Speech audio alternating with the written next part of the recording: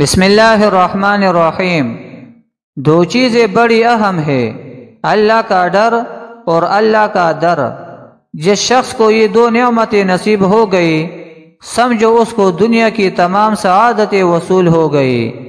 ڈر نصیب ہوگا تو گناہوں سے بچے گا، در نصیب ہوگا تو عبادت میں لذت ملے گی۔ بستر پر لیٹے لیٹے استغفار۔